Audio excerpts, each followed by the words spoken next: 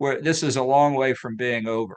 Okay, so coming to the room where it happened, it's very interesting. It's difficult to put it down. I just went back to the book yesterday, the whole day. One thing that strikes me is that you have been the NSA, the National Security Advisor, for 17 months. There are 14 chapters in the book. There are more than 500 pages. Uh, there's hardly any mention of Pakistan, which was considered to be the frontline state. Your president and you were talking of withdrawal from Afghanistan. You were against the idea of the withdrawal from Afghanistan. But you apparently, from the book, the reader gets the impression that you had no substantive interaction with the Pakistani system, the government, the prime minister. Well, in fact, that's accurate. I didn't have much interaction with Pakistani officials during my 17 months. Partially that has to do with what was going on. It could have been different in a different piece of the Trump administration. But it's also, I think, a fair criticism of our inability in the Trump presidency to look at big picture issues that had long range implications. You know, there's a saying in the United States that the urgent crowds out the important. And I think with Trump, since it was so chaotic all the time, I would grade us not very highly on our ability to do long range planning and to deal with consequences of our decision, like the effect of the U.S. and NATO withdrawal from Afghanistan, like our inability to do more to persuade Pakistan and others of the threat of China, which I think is for the U.S. the existential threat of the 21st century. So I take your point, and I wish that there were more than 24 hours in the day, but it's the way it worked out in my tenure. I think I've tried to reflect in the book, and it's a noteworthy point you're making. So, Ambassador Bolton, at the same time, your presidency, the Republican administration, and the President Trump himself was often in touch with the then Prime Minister Imran Khan. In fact, the relations were actually more frosty. When the Trump came, the relations improved a bit. There was a sort of a reset. They met 3, 4 times. The last time they met was in Davos, in the World Economic Forum. The Trump appreciated him. They used to talk on the telephone. When the Biden administration came on 20th January 2021, the relationship totally snapped. You know, the former Prime Minister Imran Khan kept on trying to congratulate Biden. Do you have an idea what went wrong? Well, I don't from the inside, but I think the connection between a lot of very high-ranking officials in the Democratic Party and Nawaz Sharif and his family and earlier historical connections may be an explanation for it. I don't know that for sure. Certainly, Imran Khan said a number of unkind things about the United States over years. I would look forward at some point to talking with him, whether he's the sitting president at some point or a former candidate, to talk about these issues substantively, because I think it's very important. Um, it's distressing that if there was this cutoff in the Biden administration, it has impeded their ability to say to the military now, you know, this is not going well for Pakistan, what has happened in this recent election, which they should be saying. The State Department's issued a statement. I've endorsed that, but I don't see the kind of contact that I would have expected from the White House these days. But you mentioned unkind statements from Imran Khan, but most of those statements happened after February, when his government was lost in April 2022, after the Donald Lu cipher affair, on which you also commented in a Voice of America discussion. But what other unkind comments on the United States you remember from the past, before 2022? I'll put it this way: it's more excessively friendly to China. You know, the Chinese effort to gain hegemony along the long Indo-Pacific periphery is really very serious. And you know, we've had this discussion with Pakistan over decades.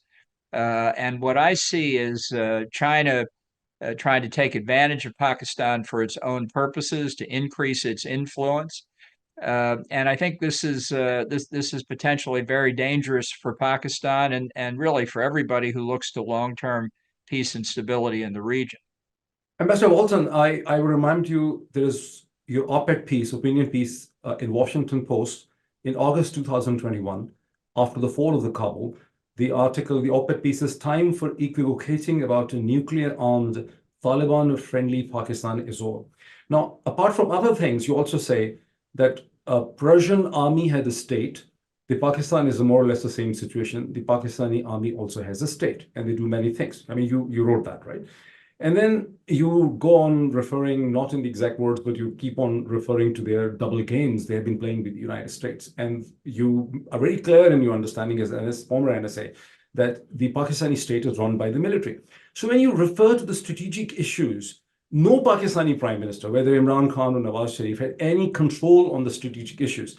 So why, in your mind, you blame Imran Khan for any strategic, disagreements between the United States and Pakistan?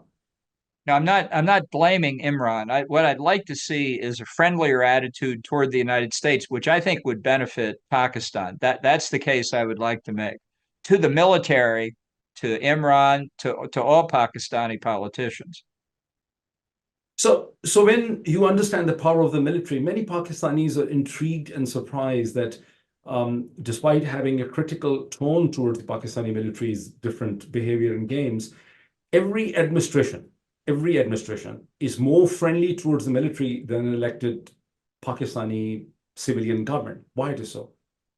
Well, I don't know that I would say that uniformly. I mean, I will say after 9/11, I worked for Colin Powell at the State Department then, and we worked very cooperatively with Pervez Musharraf and his government. Um, but the advice I would give to the military, and I'd be happy to talk to them in private to make exactly these points, is that the result, the real result in this recent election has been so overwhelming for Imran Khan and his supporters that it doesn't help the military to stand in the way of the popular voice. And it doesn't help Pakistan in withstanding China to be riven by these kinds of internal disputes. The Chinese will take advantage of it. One thing you can say, the difference between China and the United States is China's on your border. Right, and right. and the United States is not. And what we have in mind for our best interest, I'm not hiding anything. I'm talking about what I think is America's best interest here, is to keep Pakistan out of the Chinese orbit. They have already formed an axis between Beijing and Moscow. They have their satellites, their outriders, North Korea, Iran, Syria, Belarus. And if China had its way, because of its views toward India, among other things, let's be clear, it would bring Pakistan into that orbit too. This would be a big mistake for Pakistan. So I understand that. I understand that being a keen student of international relations, where you're coming from. But were these issues ever discussed on a table with the Pakistani elected government that we want a certain kind of, balance between China and the United States? Well, there were times when there was a lot less balance. It was a lot, the relationship with the United States was much closer. And I don't see why that's not possible again. During my time in the White House, that didn't occur. But my first trip to Pakistan was in 1982 when I was at the U.S. Agency for International Development. So I have been there uh, on a number of occasions. As they say on Facebook, the Pakistan-U.S. relationship is complicated sometimes, but getting to the core interest, I think it's very important, certainly from the U.S. view, and I also think from the Pakistani point of view, to resist the temptation to define it only as how Pakistan relates to India or how Pakistan relates to China, although both those things are very important. I mean, it's great. Just one last question. I understand there's so much of time pressure. I'm grateful that you mentioned that massive rigging that has taken place in the Pakistani election, and it doesn't really do very well to the military's image. But many congressmen and senators have called upon the Biden administration not to recognize the dummy government the military is throwing up unless there are serious investigations. The State Department itself, you have appreciated that in your tweet. The State Department has asked for investigation into the massive rigging. Can you see United States and Biden administration not recognizing this Zardari Nawaz government, which the military is trying to throw up as a dummy, unless there is a serious, investigation into the alleged rigging? Well, I really can't predict what's going to go on inside the White House. Part of the problem is the president really isn't on top of things 24/7. And that's a problem going forward for them politically in this country as well. The message I guess I would give to supporters of Imran Khan is you've got right on your side here in terms of the legitimacy of the popular vote. Don't overplay your hand. It's going to work for you. But I would also say to the generals, and as I mentioned before, I'd be happy to say it to them in private.